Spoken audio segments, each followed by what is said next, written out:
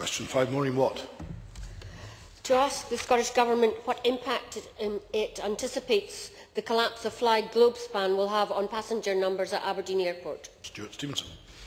Fly Globespan carried an estimated 100,000 passengers on services out of Aberdeen last year. Maureen Watt.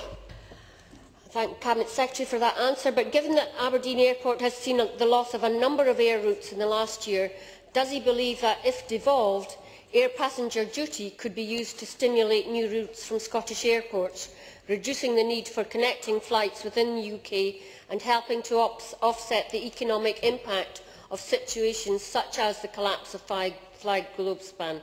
And does he share my disappointment at the UK Government's apparent hostility to devolving this power, giving its omission from their White Paper on devolving further powers, despite it forming part of the Calman Commission's recommendations? Minister.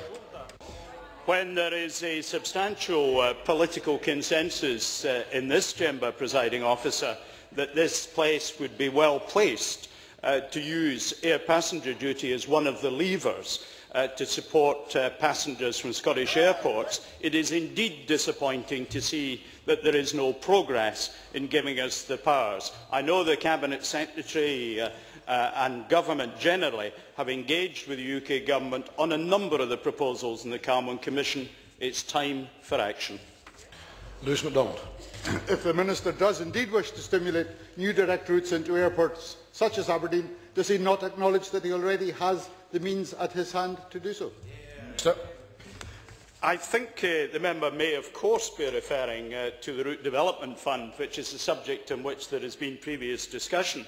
It may be worth reminding the member that we have very limited opportunities to support, as the European rules now prevent us supporting routes that go to anywhere outside the European Union and prevent us essentially supporting destinations with more than 5 million passengers a year. That essentially removes from consideration all the important routes that people wish to fly.